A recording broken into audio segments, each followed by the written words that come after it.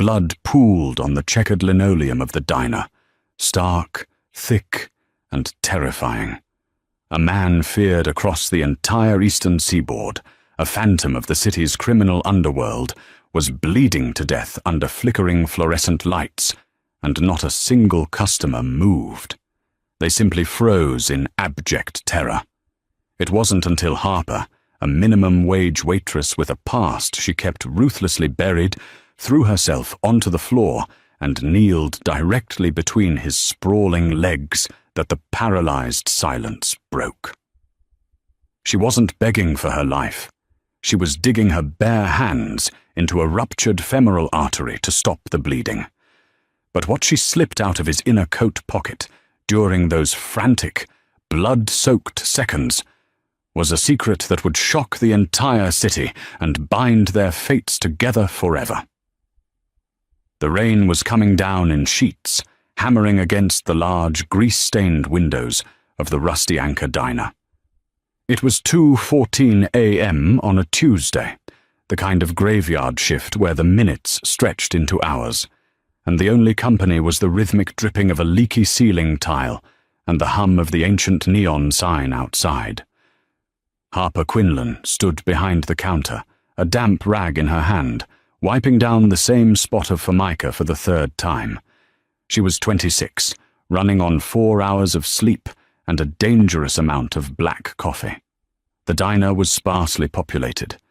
In the corner booth sat 2 weary long-haul truckers, nursing lukewarm mugs. 2 stools down from the register, a regular named Gary was meticulously dissecting a slice of cherry pie. It was a picture of mundane, nocturnal urban life. Until the front door blew open. It didn't just open, it crashed against the bell with such violent force that the glass spiderwebbed. The wind howled into the diner, bringing with it a man who looked like he had just walked out of a nightmare. He was tall, broad-shouldered, and dressed in a bespoke charcoal suit that probably cost more than Harper made in 3 years. But the suit was ruined. It was soaked with rain and saturated with a dark, heavy liquid that looked black under the dim streetlights, but gleamed a sickening crimson under the diner's overhead bulbs. He took 1 staggering step inside, then another. Harper dropped her rag. The truckers in the corner booth stopped talking. Gary slowly lowered his fork. The air in the diner evaporated, replaced by a sudden, suffocating dread. Harper knew who he was. Anyone who watched the local news or grew up in the South Side knew his face, even if they had never seen him in person. Dante Castiglione, the undisputed head of the Castiglione family, a syndicate that had a stranglehold on the city's shipping ports, underground casinos, and political infrastructure. He was a man who traded in fear, a ghost who orchestrated empires from the shadows, and right now, the ghost was dying. Dante clutched his lower abdomen, his fingers stained dark. But the real danger was lower. A massive, horrifying tear ripped through the fabric of his suit trousers, high up on his right thigh. Blood wasn't just leaking, it was pulsing, spilling in rhythmic, terrifying spurts onto the checkerboard floor. He looked up, his dark eyes cloudy with pain and blood loss, but still possessing a terrifying feral sharpness. He didn't ask for help. He didn't scream. He simply swayed, a magnificent structure finally giving way to gravity. With a heavy, sickening thud, Dante Castiglione collapsed onto his back in the middle of the aisle. "Hey," Gary whispered, his voice trembling as he backed away from the counter, his hands raised, as if the dying man might suddenly leap up and shoot him. "Hey, we gotta get out of here." "Don't touch him," one of the truckers hissed, scrambling out of the booth and throwing a crumpled $20 bill on the table. "You know who that is? You get his blood on you, his people will kill you just for being there. The guys who shot him will kill you for helping him. We're gone." Panic, raw and infectious, swept through the diner. The 3 men didn't even look back. They scrambled for the exit, slipping on the wet floor, pushing past the bleeding mafia boss as if he were a live bomb, and bolted out into the torrential rain.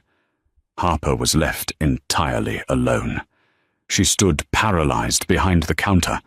The survival instinct ingrained in her screamed to follow them, run out the back door, down the alley, and never look back. Dante Castiglione was a dangerous man, and the violence that had brought him to his knees was undoubtedly following him. But Harper looked at the floor. The pool of blood was spreading rapidly, creeping toward the base of the counter. It was a femoral artery bleed. If she had learned anything from her 3 grueling, unfinished years in nursing school, before her mother's medical bills had forced her to drop out and sling hash, it was that a ruptured femoral artery meant the human body had roughly 3 to 5 minutes before total exsanguination. He was bleeding to death, right now, on her freshly mopped floor.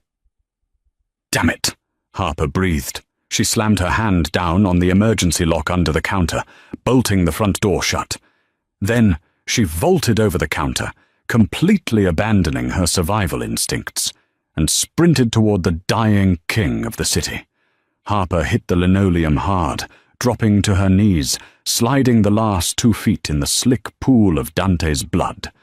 The metallic, copper scent of it filled her nostrils, overwhelming the smell of old grease and stale coffee. Dante was barely conscious. His chest heaved erratically. His skin, usually a tanned olive, was the color of wet ash. "Hey, look at me!" Harper yelled, her voice echoing in the empty diner. She grabbed his shoulders and shook him. His eyes fluttered open, rolling slightly before locking onto hers.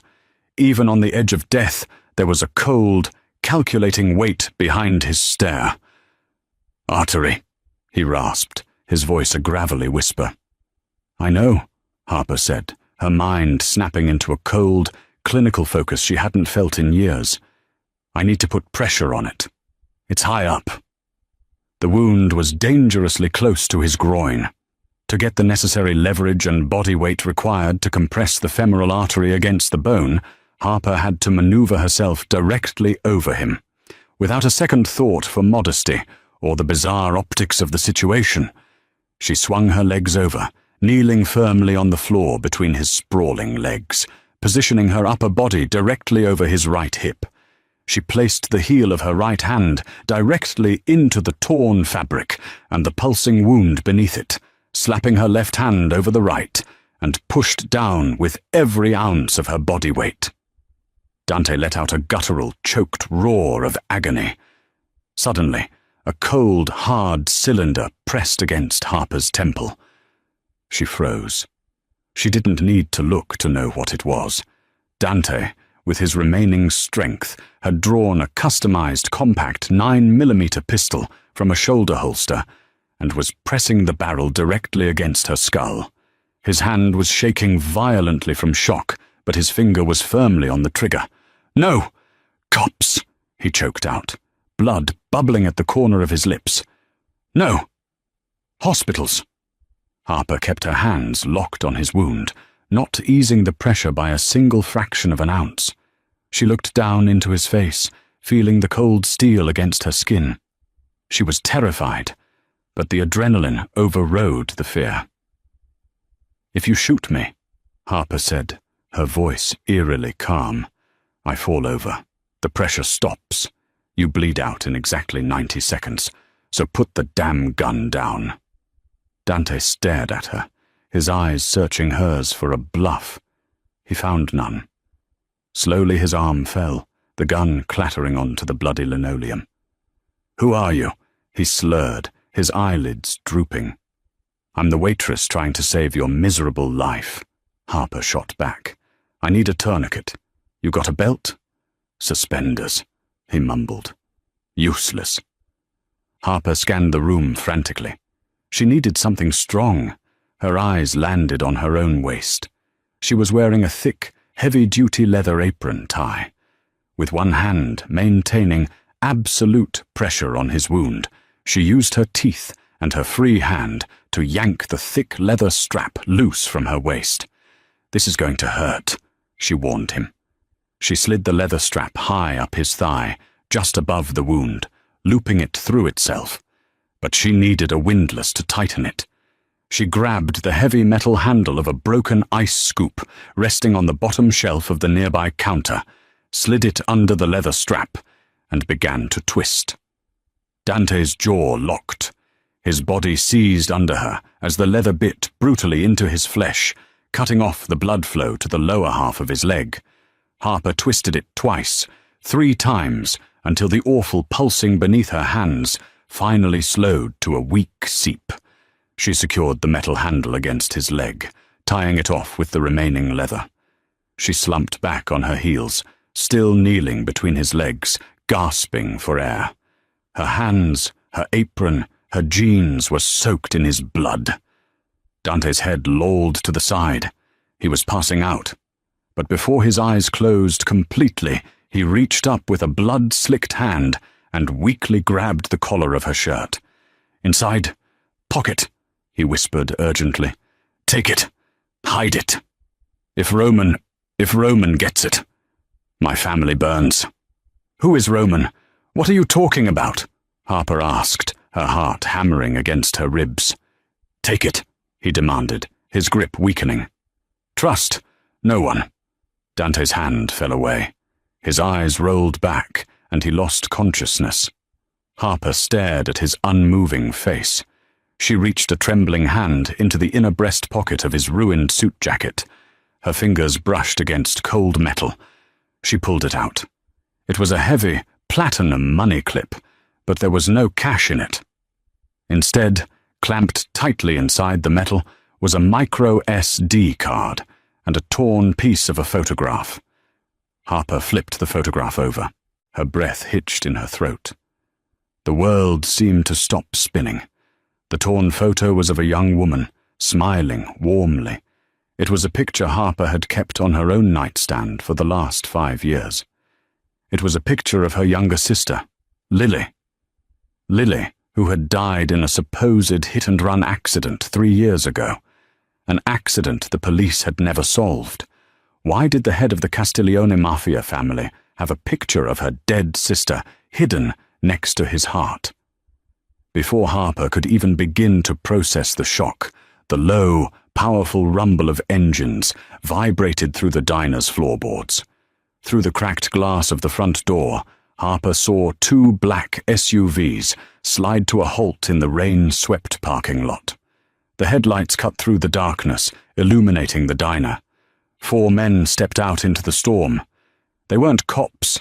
Cops didn't wear long black trench coats, and cops didn't carry suppressed submachine guns openly in the street.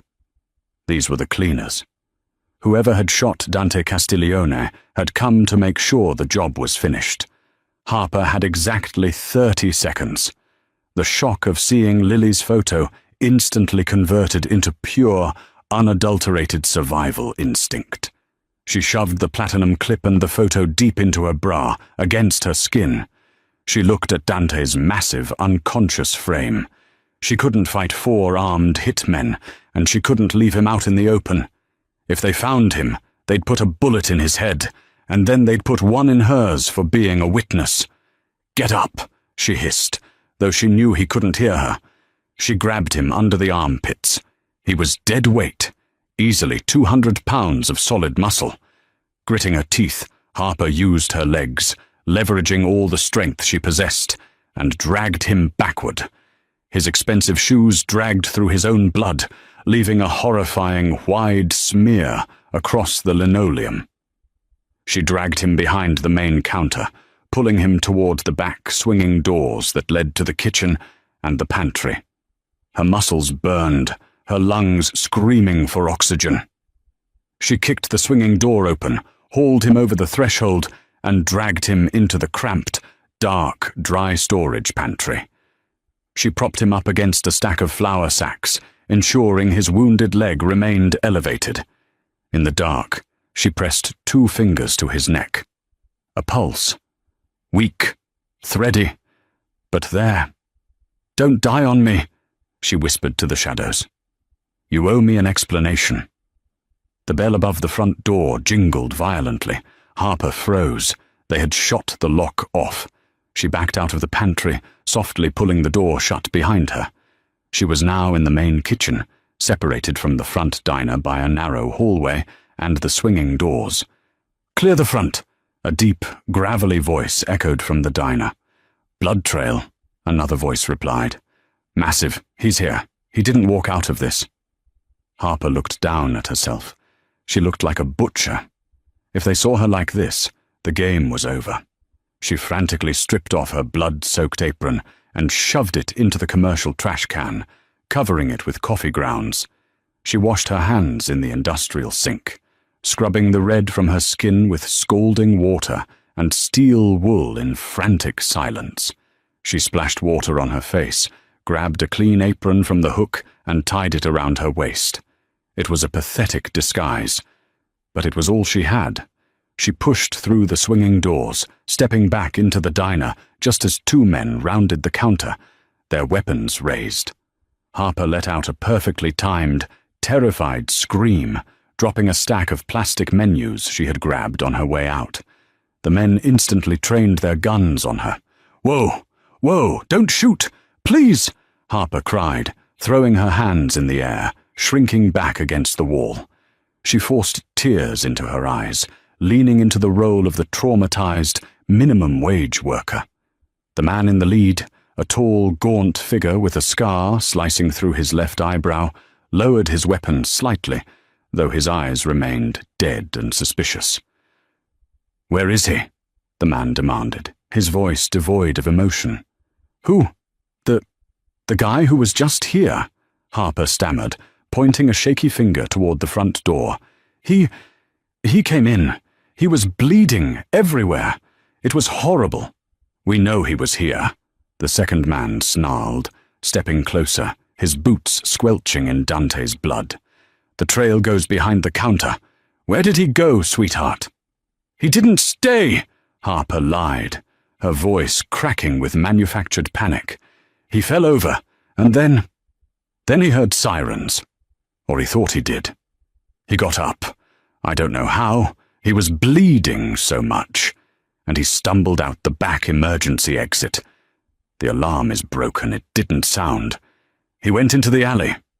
The gaunt man stared at her, his dark eyes analyzing every millimeter of her face. Harper held her breath, praying the dim lighting hid the faint pink stains still lingering on her cuticles.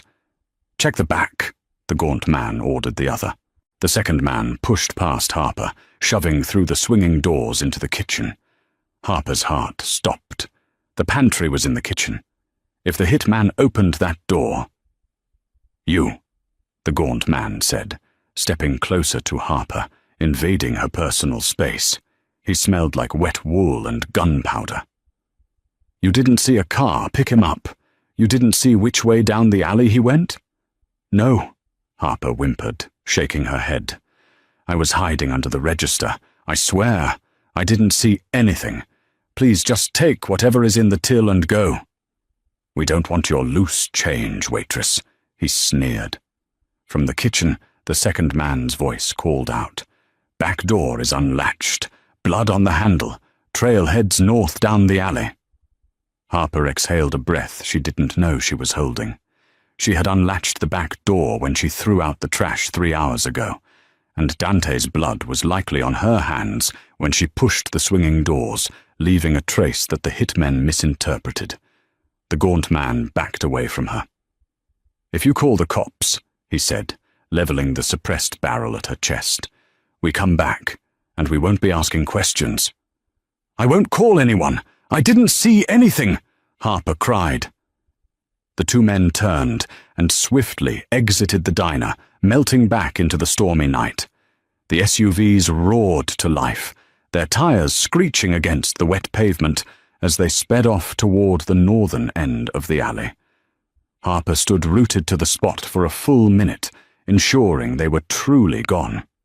Only when the taillights faded into the rain did she let her arms drop. Her knees buckled, and she slumped against the counter, gasping for air. She had just lied to a mafia hit squad. She was harboring the boss of the most dangerous crime family in the city, and she was holding a piece of evidence that directly linked him to her dead sister. Harper pushed herself off the counter. The fear was gone now, replaced by a cold, burning need for answers. She walked back into the kitchen, pulled open the pantry door, and looked down at the unconscious mafia boss. "You're going to live, Castiglione," Harper whispered, her eyes hardening as she felt the metal clip pressing against her skin. "Because you have a lot of explaining to do." The air inside the dry storage pantry was thick with the scent of raw onions, damp cardboard, and the metallic tang of Dante Castiglione's blood. The single overhead bulb flickered, casting long, erratic shadows across the small, windowless room. Harper knelt on the cold concrete floor, her breathing ragged, staring at the man who effectively owned the city's underworld. Dante's head was tipped back against a 50-pound sack of flour, his face a mask of pallid, waxen grey.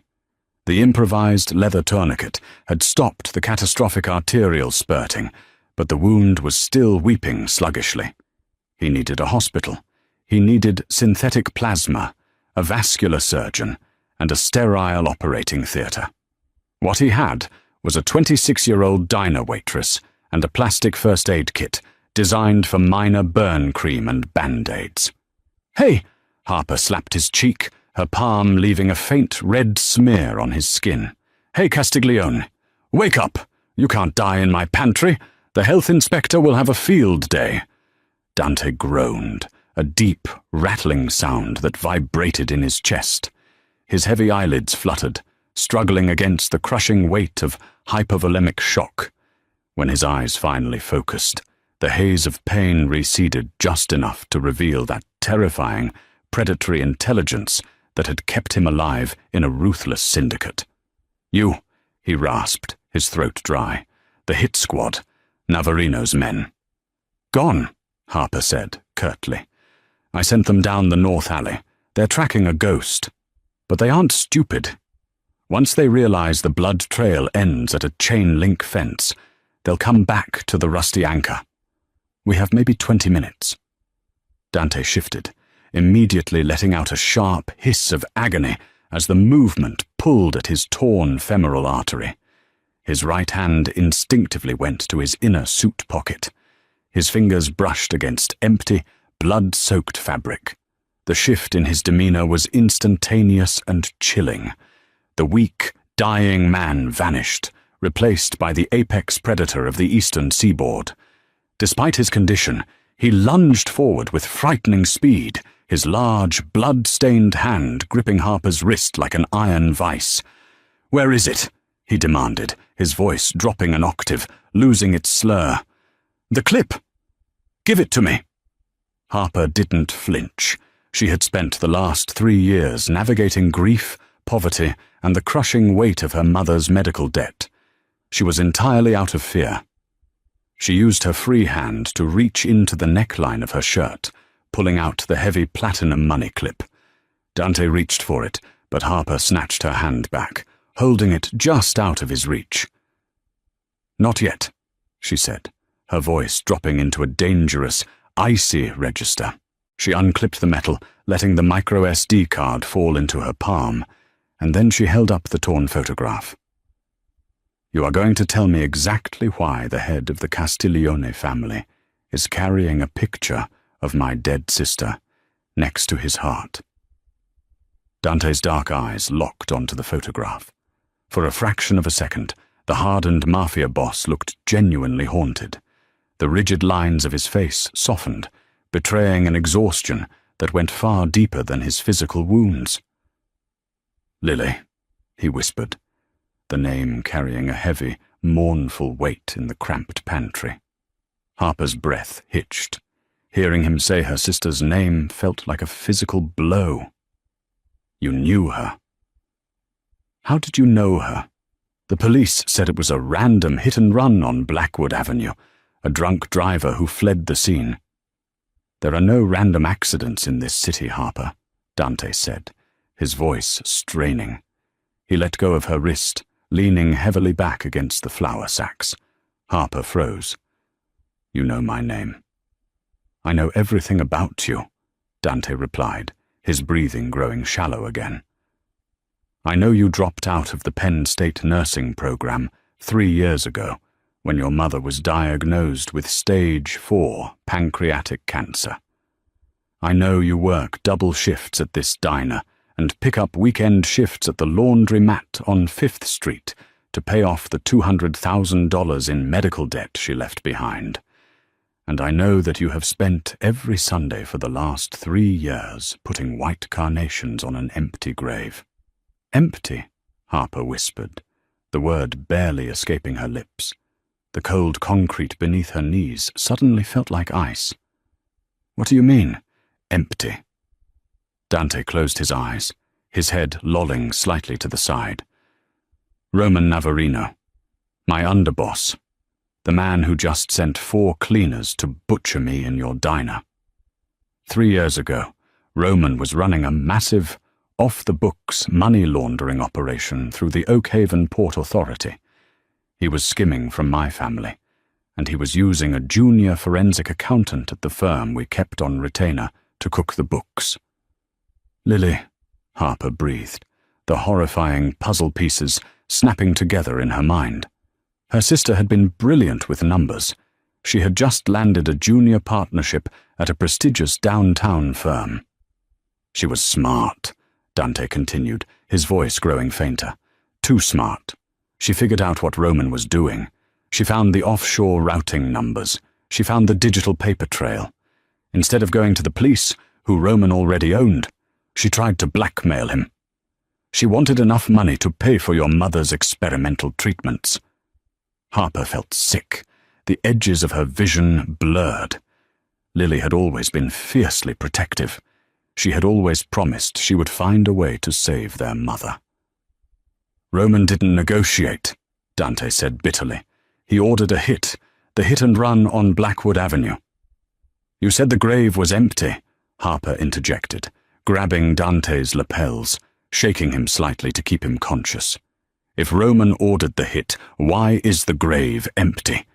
Dante's eyes snapped open, locking onto hers with a fierce, burning intensity. "Because I got to her first. I intercepted Roman's men.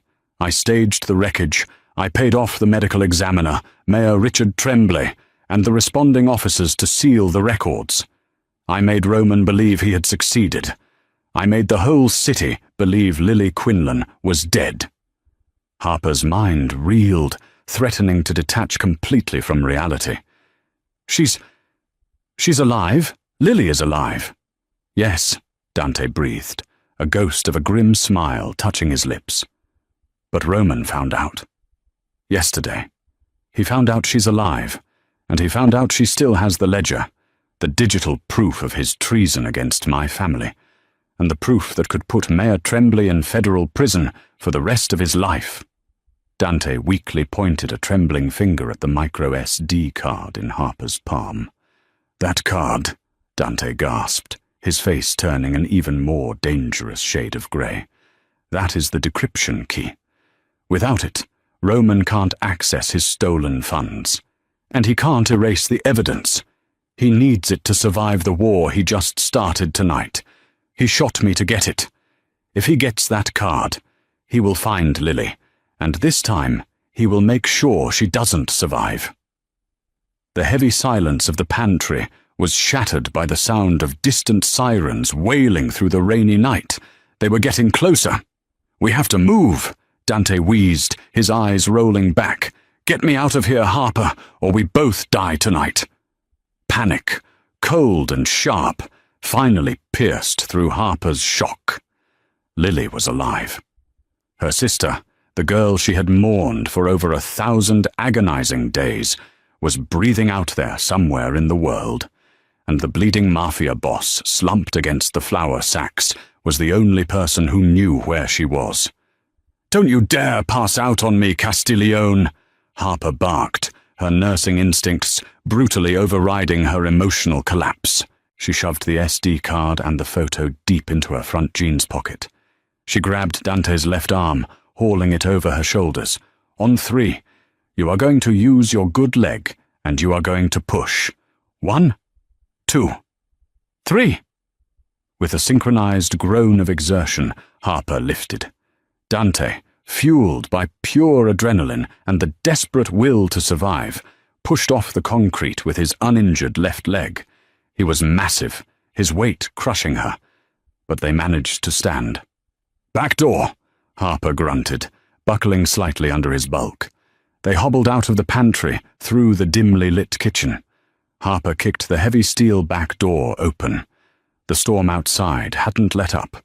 The freezing rain hit them like tiny needles, instantly soaking through Harper's thin waitress uniform and Dante's ruined suit. The alley was pitch black, save for the weak amber glow of a distant street lamp. Harper's car, a rusted, barely functional 1998 Honda Civic, was parked next to the industrial dumpsters. "Keys," Harper muttered, fumbling with one hand in her apron pocket while trying to keep Dante upright. She finally fished them out, unlocked the passenger door, and practically shoved Dante into the seat. He collapsed inward with a suppressed cry of agony, his head resting against the fogged glass. Harper sprinted around to the driver's side, threw herself into the seat, and jammed the key into the ignition. The old engine sputtered, coughed, and finally roared to life, sounding more like a dying lawnmower than a getaway vehicle. "Where to?" Harper demanded, throwing the car into drive. She didn't turn on the headlights, keeping the car entirely dark as she navigated the narrow, trash-strewn alleyway. "Oakhaven," Dante slurred from the passenger seat. His hand was resting weakly over the leather tourniquet on his thigh. "Old veterinary clinic. Corner of Elm and 9th. It's an off-the-books safe house. Roman doesn't know about it." Harper slammed on the gas, the tires spinning on the slick, rain-soaked pavement before catching traction. She rocketed out of the alley, instantly blending into the sparse, late-night traffic of the industrial district. The drive was a nightmare of tension. The rain lashed against the windshield, the Civic's failing wiper blades doing little to clear the view. Every pair of headlights in the rearview mirror made Harper's heart slam against her ribs. She was convinced every black SUV was Roman Navarino's hit squad, circling back to finish the job. "Keep pressure on it," Harper ordered, glancing at Dante. Blood was beginning to seep through the heavy leather of her apron tie. The makeshift tourniquet was slipping. Dante didn't respond. His eyes were closed, his breathing terrifyingly shallow. "Dante, keep pressure on the wound," Harper yelled, reaching across the center console and slapping his shoulder. He jolted awake, his eyes wild and disoriented for a moment, before recognizing her. He weakly pressed both hands over his thigh. I'm bleeding out, Harper." "You are not bleeding out in my Honda, Castiglione. The upholstery is already terrible," Harper snapped, trying to inject some levity into the suffocating atmosphere, though her voice shook.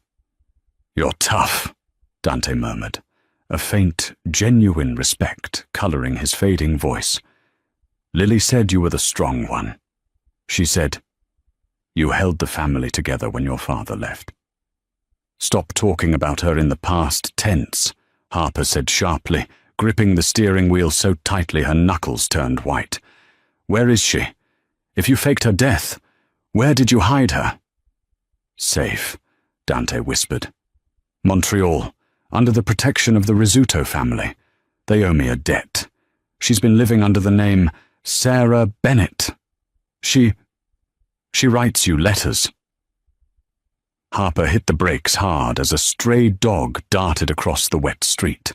The car skidded, fishtailing slightly before she regained control. "Letters? I never got any letters." "I intercept them," Dante confessed, his voice heavy with guilt.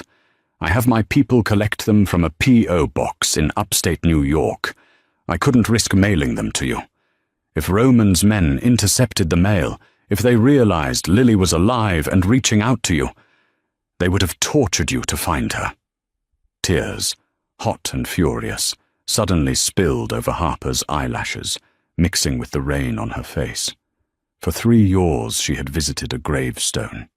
For 3 years she had drowned in guilt, believing she hadn't protected her little sister. And all this time, Lily was alive, writing to her, and this mafia boss had been hoarding her words in the dark. "You had no right," Harper choked out, her voice breaking. "You let me mourn her. You let me bury an empty box." "I kept you alive," Dante fired back, a sudden surge of strength entering his voice. "Roman Navarino is a butcher, Harper. He skins his enemies alive. He burns their families in their beds to make a point. If you knew she was alive, you would have looked for her. You would have left a trail. And Roman would have found you both." The harsh truth of his words settled over the small car like a suffocating blanket. Harper knew he was right. She would have torn the earth apart to find Lily. They turned onto Elm Street, the neighborhood plunging into darkness. The streetlights here had been shot out or broken years ago. Oakhaven was a forgotten district, a graveyard of rusted warehouses and abandoned storefronts. "There," Dante pointed weakly. Ahead, nestled between a boarded-up pawn shop and a collapsed parking garage, was a small, unassuming brick building. A faded sign hung above the door, barely legible. "Oakhaven Veterinary Care." Harper pulled the car into the alley beside the clinic, killing the engine. The silence that followed was deafening, broken only by the drumming of the rain on the roof. "We're here," Harper said, unbuckling her seatbelt. Dante didn't move. Harper looked over. His hands had fallen away from his thigh. The pool of blood on the passenger seat was spreading rapidly. His eyes were closed, his chest barely rising. "Dante?" Harper said, her voice dropping to a terrified whisper. She reached over and pressed 2 fingers to his carotid artery. The pulse was there, but it was incredibly faint, fluttering like a dying bird. He had lost too much blood. Harper scrambled out of the car into the pouring rain. She ran to the passenger side, threw the door open, and practically dragged him out. He was completely unresponsive now, a dead weight in her arms. "No, no, no, you don't get to die now," she grunted, hauling him toward the back door of the veterinary clinic. "You have to give me the decryption code. You have to give me my sister." She reached the heavy metal door. It was locked with a heavy-duty keypad. "Dante!" Harper screamed, shaking his unconscious form. "The code! What's the door code?" He didn't answer. The rain washed the blood from his pale face. Harper looked wildly around the dark alley. She was entirely alone, standing in the freezing rain, holding a dying mafia boss, with the keys to a criminal empire and her sister's life burning a hole in her pocket. And the door to their only sanctuary was locked. The rain showed no mercy, battering Harper's face as she held the dying weight of Dante Castiglione against the cold steel door of the Oakhaven Veterinary Clinic. The keypad glowed with a mocking, faint blue light. 6 digits. 6 numbers stood between Dante's survival and a brutal, unceremonious death in a flooded alleyway. "Think, Harper, think," she muttered frantically, her hands slick with a mixture of freezing rain and warm blood. She patted Dante down, desperately hoping for a wallet, a phone, anything. Nothing. Her mind raced back to the diner, to the few words he had managed to speak before passing out. He had mentioned the micro SD card and the photograph. The photograph. Harper let Dante slide slightly against the brick wall, supporting his chest with her shoulder as she dug her bloody fingers into her wet jeans pocket. She pulled out the torn picture of Lily. It was ruined, the edges soaked, but as she flipped it over under the dim amber street lamp, she noticed faint, faded ink in the corner. It wasn't a date. It was a sequence of numbers, written in Lily's distinct, looping handwriting. 824190. It was the employee ID number Lily had been assigned when she started at the forensic accounting firm, the same firm where she had uncovered Roman Navarino's treason. Dante hadn't just kept the photo to remember a face. He had kept it because it held the master code to his underground sanctuaries. Harper slammed her thumb against the keypad. 824190. A heavy mechanical clack echoed through the alley. The deadbolt retracted. Harper shoved the heavy steel door open with her hip and dragged Dante inside, kicking the door shut behind them. The deadbolt instantly slid back into place, sealing them in absolute darkness. "Hello?" Harper yelled, her voice echoing off tiled walls. "Is anyone here? He's dying!" Fluorescent lights snapped on with a loud hum, blinding her for a second. When her eyes adjusted, she realized she wasn't standing in a veterinary lobby. It was a fully sterile, state-of-the-art trauma bay, hidden behind the facade of an abandoned animal clinic. Stainless steel surgical tables, heart monitors, and glass cabinets filled with medical-grade pharmaceuticals lined the room. From a back office, a man burst through the swinging doors.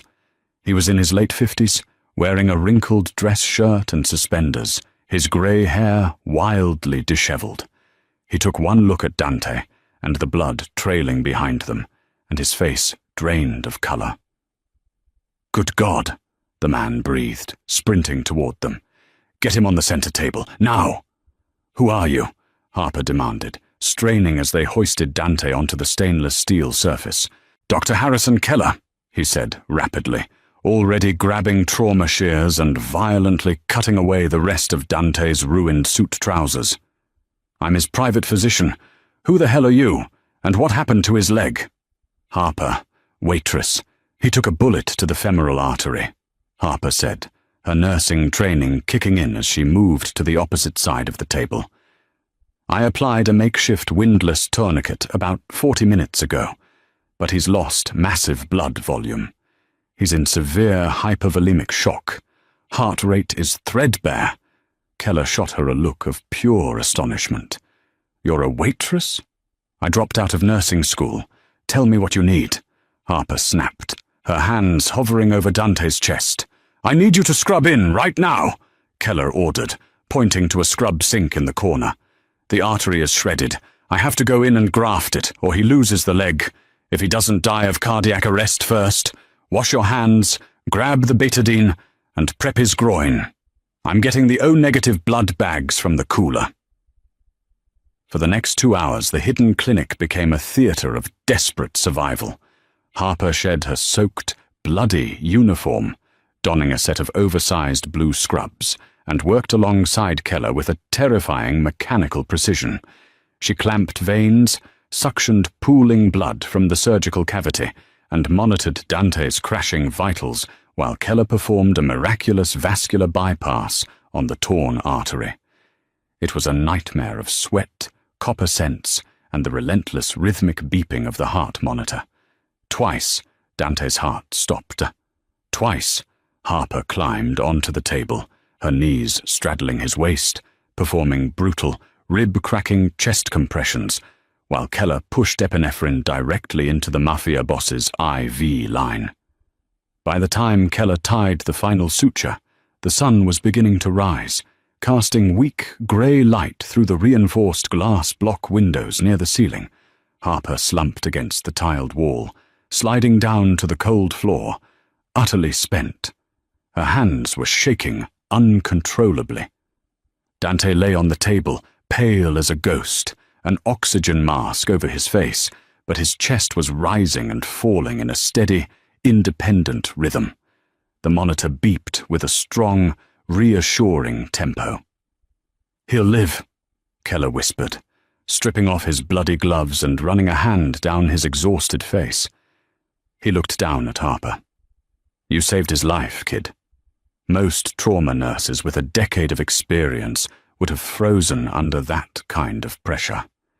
You kept him tethered to the earth." "He has to live," Harper rasped, her throat dry as sandpaper. "He knows where my sister is." Keller's eyes softened with a sudden, heavy realization. "You're Lily's older sister, the one she talked about." Harper looked up, her heart skipping a beat. You knew her too? I treated her, Keller said quietly. 3 years ago, when Dante pulled her from the wreckage of that staged hit-and-run, she had a severe concussion and 3 broken ribs. I kept her here for 2 weeks until she was well enough to be smuggled across the Canadian border. Tears pricked Harper's eyes, a strange mixture of profound relief and bubbling anger. He stole 3 years of my life. He let me grieve. He gave her the rest of hers, Keller corrected gently. Roman Navarino is a monster, Harper. If Dante hadn't done what he did, you and your mother would have been buried right next to her. It was the only way. A low, painful groan from the surgical table interrupted them. Harper scrambled to her feet, rushing to Dante's side. His dark eyes fluttered open, glassy with painkillers but lucid. He pulled the oxygen mask down to his chin, his gaze immediately finding Harper. "You're still here," Dante murmured, his voice a gravelly whisper. "I'm not leaving until I get my sister back," Harper said, gripping the edge of the metal table. Dante offered a faint, grim smile. "Keller, the laptop." Keller nodded, rushing to the back office and returning with a heavy military-grade Panasonic Toughbook. He set it on a metal tray table next to Dante. "The card," Dante demanded, looking at Harper. She retrieved the micro SD card from her pocket and handed it to him.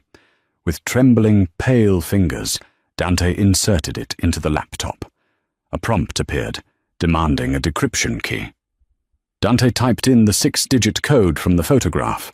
The screen flashed green, and lines of data began to spool rapidly across the screen.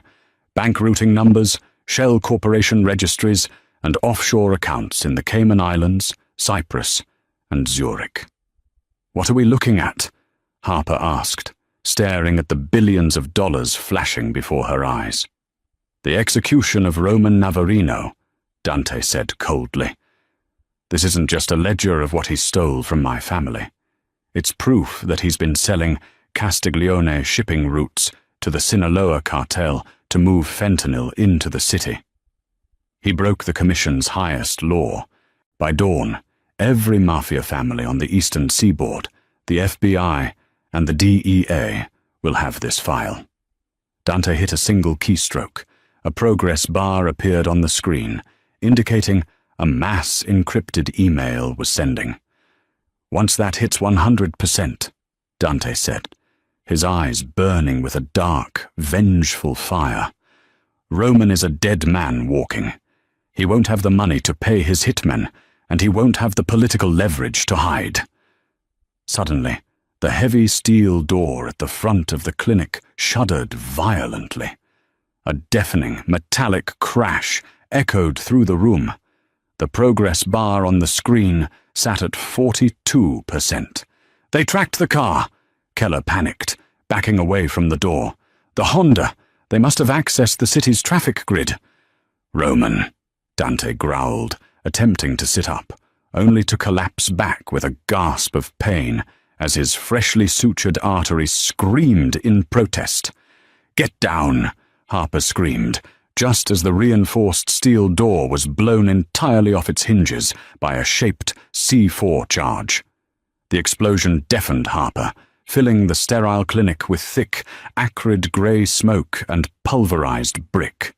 She threw herself to the floor, covering her head, as shrapnel rained down against the medical cabinets, shattering glass in a terrifying symphony of destruction. Through the ringing in her ears and the settling dust, shadows moved into the clinic.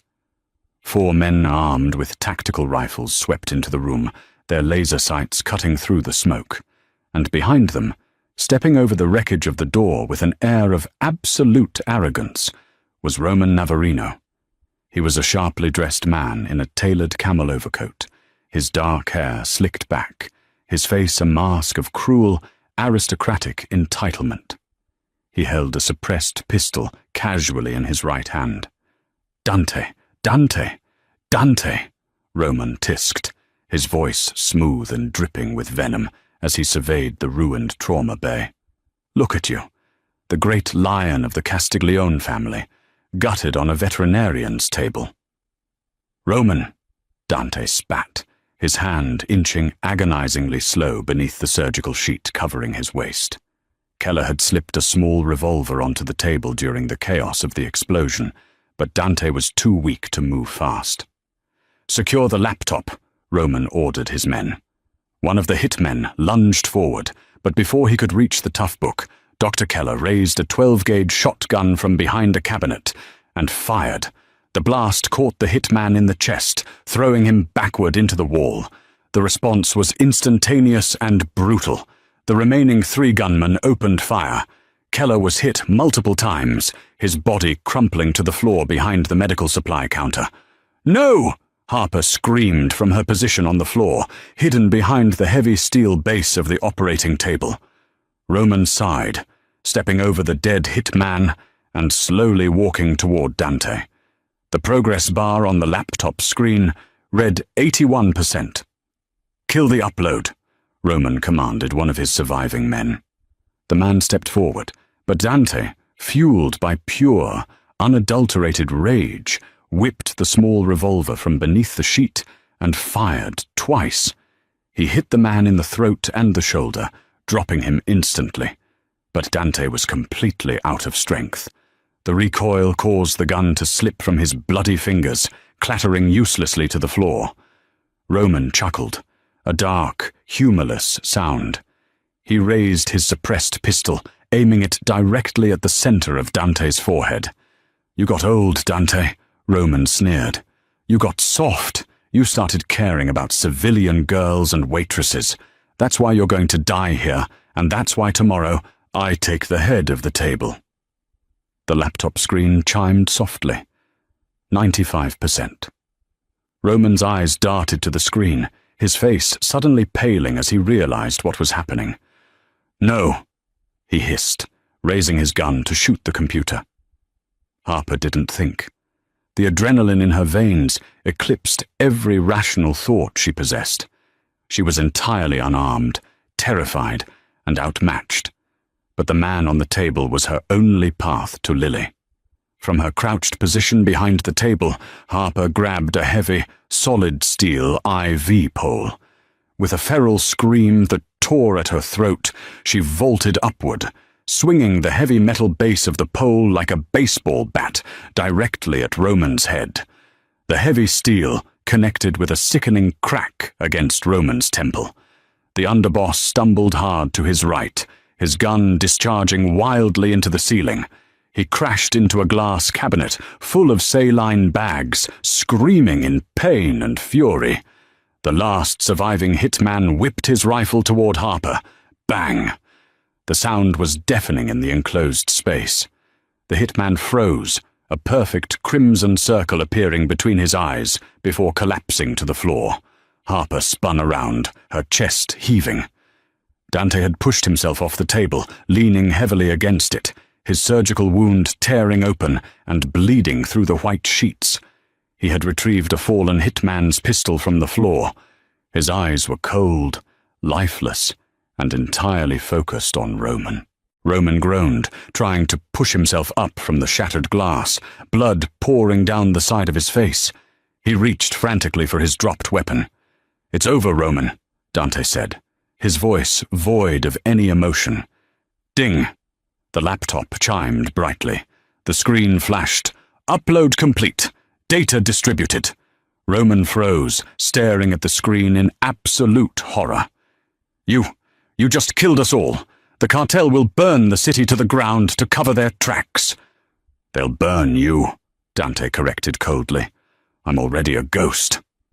Dante didn't hesitate. He pulled the trigger. The bullet struck Roman squarely in the chest, throwing him backward. The traitorous underboss hit the floor and didn't move again. Silence, heavy and absolute, crashed back into the clinic, broken only by the sound of rain pouring through the blown-out doorway. Harper stood frozen, the steel IV pole still gripped tightly in her trembling hands. She stared at the carnage, at the bodies, and finally, at Dante. He dropped the gun, his strength completely failing him, and collapsed back onto the surgical table, his breathing dangerously ragged. Harper dropped the pole. The terror vanished, replaced by the sheer, stubborn will to keep him alive. She rushed back to his side, grabbing gauze from a spilled tray and pressing it fiercely against his bleeding hip. "You don't get to die," Harper yelled, tears freely falling down her cheeks. "The upload finished. You won. Now you owe me a trip to Canada. Do you hear me, Castiglione?" Dante looked up at her, a profound, undeniable respect, and something dangerously close to awe shining in his fading eyes. He lifted a blood-stained hand and weakly gripped hers. "Pack your bags, Waitress," he whispered, before slipping back into unconsciousness. 6 months later, the Montreal air was biting and cold, carrying the scent of pine and impending snow. Harper stood on the balcony of a heavily guarded penthouse overlooking the city skyline, clutching a steaming mug of coffee. Behind the glass doors, the sound of laughter echoed through the opulent living room. Lily was inside, safe, vibrant, and alive, arguing playfully over a game of cards. The destruction of Roman Navarino's empire had violently reshaped the underworld, but the Castiglione family had survived, stronger and more ruthless under their king. Footsteps approached from behind. Dante, walking with a slight, permanent limp and leaning on a silver-tipped cane, stepped onto the balcony. He wrapped a thick wool coat over Harper's shoulders, his presence a heavy, comforting heat against the Canadian chill. The waitress who had kneeled in his blood was gone. In her place stood a woman who understood the shadows, bound to the mafia boss by a violent, unbreakable loyalty. He kissed the crown of her head, entirely at her mercy. "Ready to go back inside?" he murmured. Harper leaned into him, her gaze fierce. "Always."